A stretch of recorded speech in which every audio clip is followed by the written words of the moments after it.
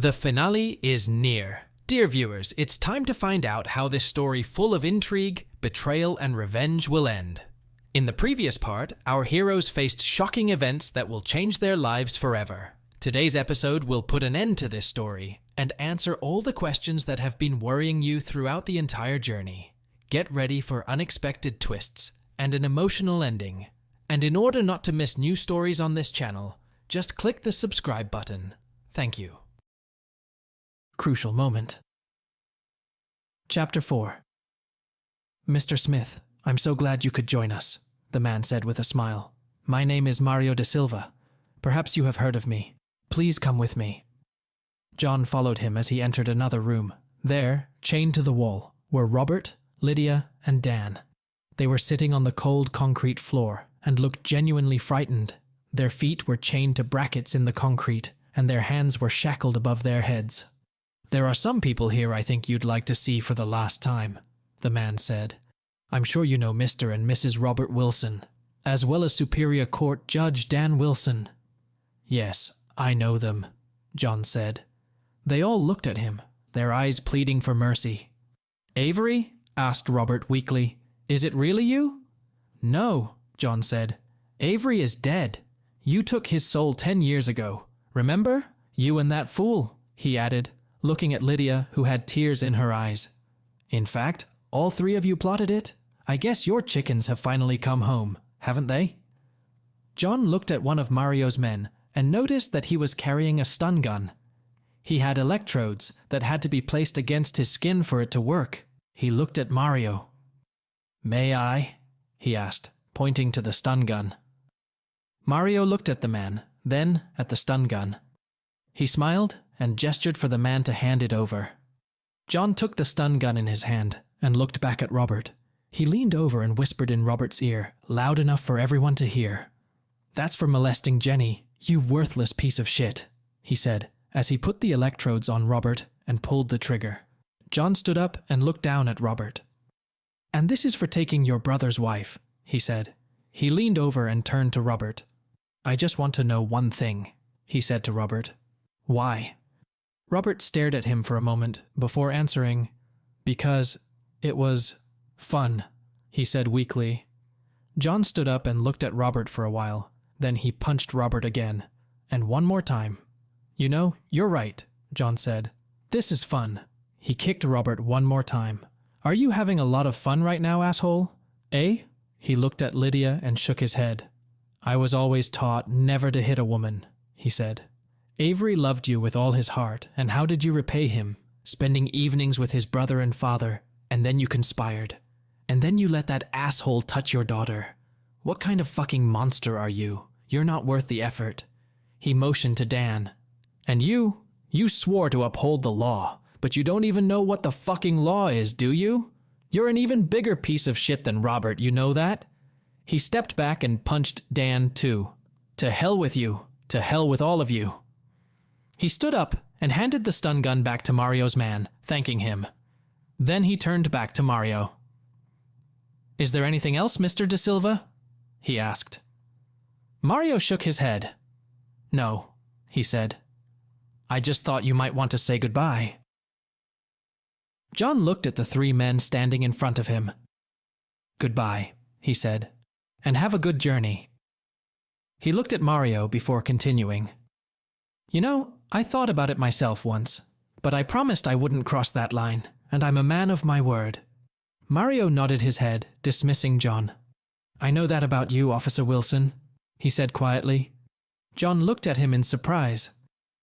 Oh yes, I know who you are.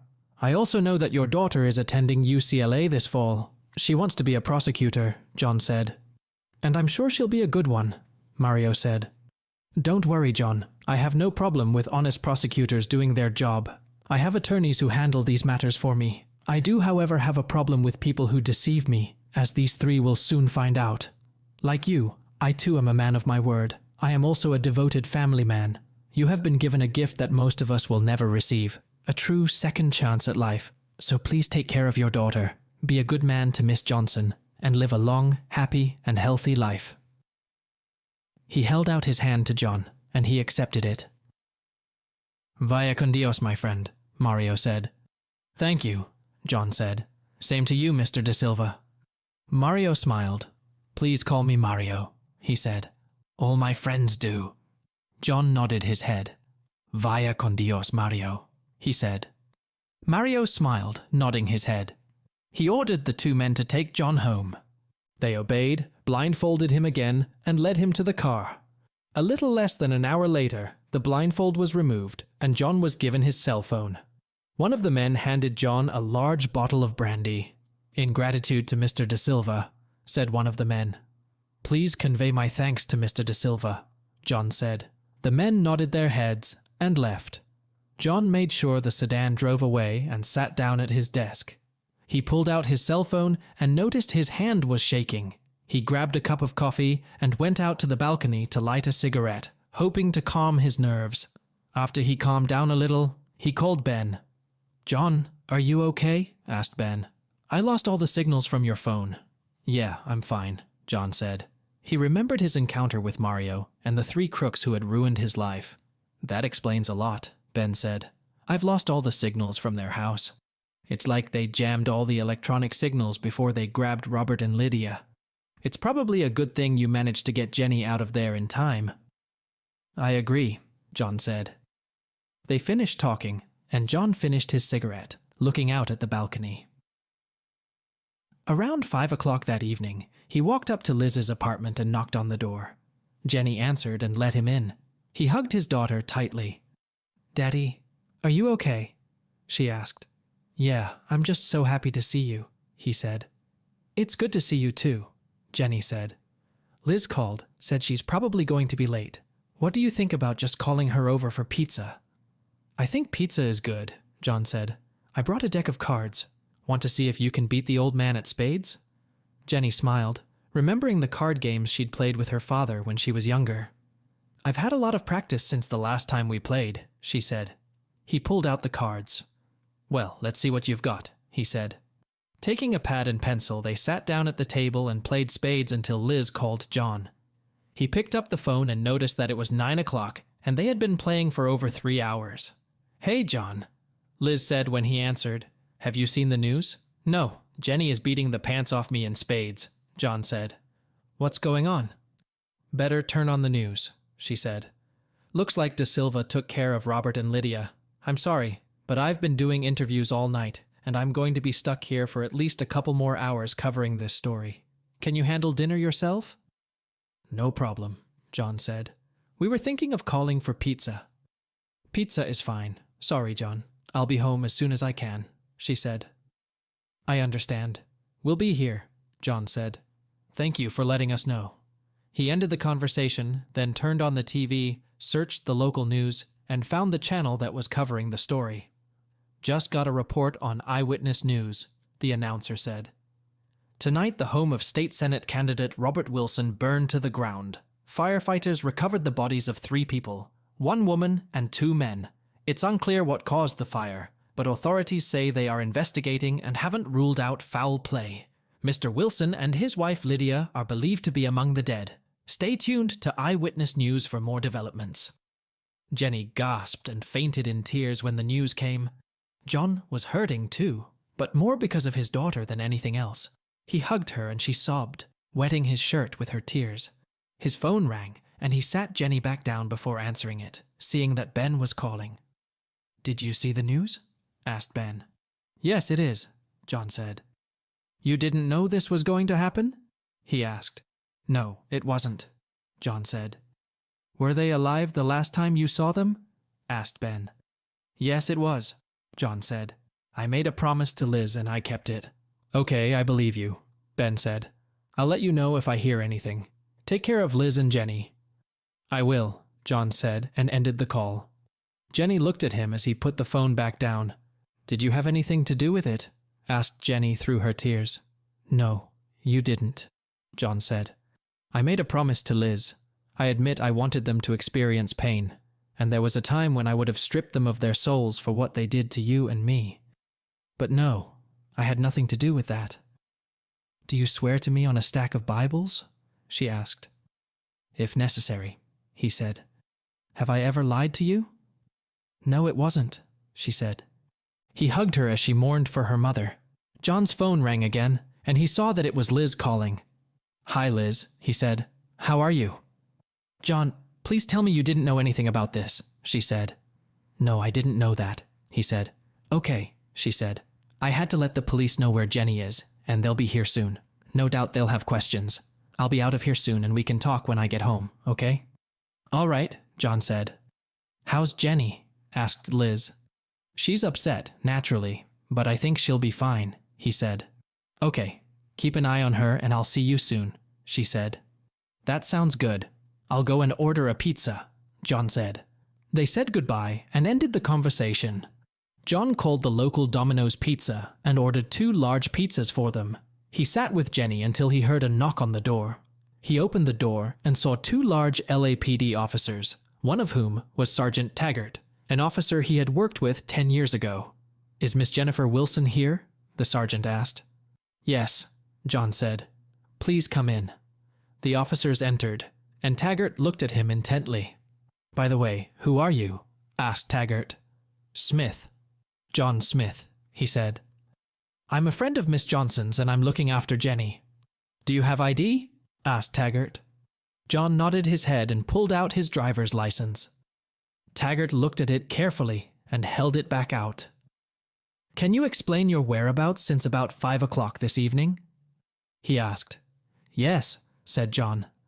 "I left the house about 5 o'clock and came here at once. I've been here with Miss Wilson ever since." He looked at the table where the cards still lay. "She blew me to smithereens tonight." Taggart looked at the table and nodded his head, then looked at John again. "You remind me of a man I once worked with a long time ago," Taggart said. "You know the Wilsons?" "No, I don't," John said. Taggart nodded his head and turned to Jenny. "Miss Wilson?" he asked Jenny. Jenny looked up at him, tears streaming down her cheeks. "I hate to tell you this, but your mother, father, and grandfather died tonight in a fire in their home," he said. "Robert wasn't my father," she said. "He was my uncle when my mother married him." "I see," Taggart said. "Could you tell us why you're here?" Before answering, she looked at John. "My uncle molested me," she said. "Miss Johnson found out about it and invited me to stay here until I go to college in the fall." Taggart nodded his head in sympathy. "Have you reported this to anyone?" he asked. "Yes, it is," she said. "Twice, but no one did anything about it, and my mother threatened me if I reported it again." Taggart looked shocked. He'd met Lydia years ago when she'd been married to her first husband, and he found it hard to believe she could have allowed such a thing to happen to her daughter. "I'm very sorry, Miss Wilson, both for your loss and for what happened to you," he said. Jenny looked up at him, her eyes suddenly hard. Taggart recognized that look, as he had seen it on her father several times before. "I'm not sorry they're no longer with us," Jenny said angrily. "I'm glad they are. They conspired to take my father's soul, and then she let that bastard touch me." Taggart listened to her as she unloaded. "I understand, Miss Wilson. I knew your father, and he was a hell of a cop," he said, holding out his business card to her. "If there's anything I can do to help, please call me. There's also a grief counselor's number here. I suggest you use it." He stood up and turned to face John. "Mr. Smith, if you care about this girl, I strongly suggest you see a psychologist soon," he said, before walking away. The pizza arrived shortly after the officers left, and Liz walked in a few minutes later. Jenny was still lying on the couch, wiping her eyes. Liz hugged her and went into the kitchen where John was cutting pizza. She could tell he had something on his mind. After he cut the pizza and placed it on plates, he turned to Liz and Jenny. "We need to talk," he said. He put the pizza on the table and invited them to join him. "What's going on, John?" asked Liz. "First of all, I promise you both that I had absolutely nothing to do with what happened tonight." "I made you a promise, Liz, and I'm a man of my word," he said. "I was contacted early this morning by De Silva's men. They took me somewhere, I don't know where, blindfolded me and drove me around in circles, and I saw them. Lydia and Robert and Dan. I talked to them. Strong words. I hit Robert, but I swear to you, they were both alive when I left, and I had no idea this was going to happen. I thought De Silva's men would mess with them a little, but nothing more than that. The girls looked at John before they spoke. "I believe you, John," Liz said. "And I appreciate your honesty tonight." Jenny hugged her father. "I believe you too, Daddy," she said. John covered his eyes slightly before he spoke. Liz noticed this and gave him a questioning look. "There was a time when I wanted to take their souls for what they did to me, and for what they did to you, Jenny," he said, and tears rolled down his cheek. "Then I met you again, Jenny, and I met you, Liz. And I realized that I was no longer the same man I was 10 years ago. That man could have easily ended it all without even breaking a sweat. But that's not me anymore. What De Silva told me suddenly made sense." "Have you spoken to De Silva himself?" asked Liz. John nodded his head. "Yes, that's right," John said. "He said I'd been given a special gift, a chance at a new life. A life with you, Liz, and with you, Jenny. I'm not the same person I was 10 years ago, Liz. I'm sorry." Liz hugged him as he cried. "No, you're not the same person, and you don't need to apologize," she said. "You're a better person than you were 10 years ago." After they hugged and cried for a while, Liz looked at John. "You know, it's been a long day, and it's getting late. Why don't you stay with us tonight?" she asked. "Yeah, I can snuggle on the couch," he said. Liz and Jenny shook their heads. "I don't want to hear about it," Liz said. "If it's okay with your daughter, I'd like you to stay with me." Jenny smiled. "Are you sure?" asked John. "Oh, yes, my love. There's plenty of room in my bed," she said. "But remember, I'm strictly a one lover, and expect the same from my man." John smiled. "It's a deal," he said, kissing her. He looked at Jenny. "Are you okay with that?" "Oh, yes, Daddy," she said. "I'm more than okay with that." They cuddled some more, finished their pizza, and went to bed. After a night of sleep, John woke up with Liz. "I could get used to this," he thought with a smile. Epilogue. 6 months later, John and Liz were married. Ben was John's best man, and Jenny was Liz's maid of honor. Life was getting better. An autopsy revealed that Robert, Lydia, and Dan left this world from asphyxiation. Firefighters determined that the fire was caused by an electrical short circuit that quickly spread through the old wooden house, aided by piles of papers and old law books Robert and Lydia had collected over the years. Jenny attended UCLA and divided her time between college and her father's apartment. Although John didn't have to get a job, he went into business with Ben, working as a private investigator. However, there was one loose end he had to take care of. One day, Jenny called to tell him that his mother, Barbara, was in the hospital with an incurable form of illness, complicated by bouts of dementia. According to the doctors, the old lady didn't have long to live. John took Jenny and Liz with him to visit her one last time. As he entered the hospital room, he noticed his mother's condition. She slowly opened her eyes and looked at John. Tears were streaming down her cheek. "Avery," she asked weakly, "is it really you?" He sat down next to her. She scrutinized his face. "Oh my God, Avery, I'm so sorry for everything. Will you ever be able to forgive me?" He took her frail figure in his arms and hugged her. "My name is John Smith now," he whispered. "But yes, it really is me. And yes, I forgive you," he added, and tears ran down his face. She started sobbing as he wrapped his arms around her. They held each other for a few minutes until she began to tire. He laid her down on the floor and smiled at her. "Thank you, John," she said. "Now I can leave this world in peace." Exhausted, she fell asleep. They left the room while she slept. She left us a few weeks later, but in that time she managed to change her will, dividing her considerable estate equally between John and Jenny. John organized her funeral and buried her next to her husband. Looking at the 4 graves of his former family, John realized that De Silva was right. He had indeed been given a special gift, and he was going to make the best use of his new life. And so we come to the end of this story, full of drama, revenge, and redemption. Our hero went through hell to achieve justice. He faced horrific truths about his loved ones, but found the strength to forgive and let go of the past. This story is not just about revenge, it is about personal transformation, about the strength of the spirit, and about the importance of being able to forgive. Our hero, having gone through the fire of trials, became a different person. He found love, family, and the meaning of life. The ending of this story leaves us with a feeling of deep satisfaction. Justice has prevailed, and our heroes have found long-awaited happiness. We hope that this story made you think about the importance of forgiveness, about the strength of the human spirit, and that even in the darkest corners of our souls, there can be light. Thank you for being with us throughout this journey.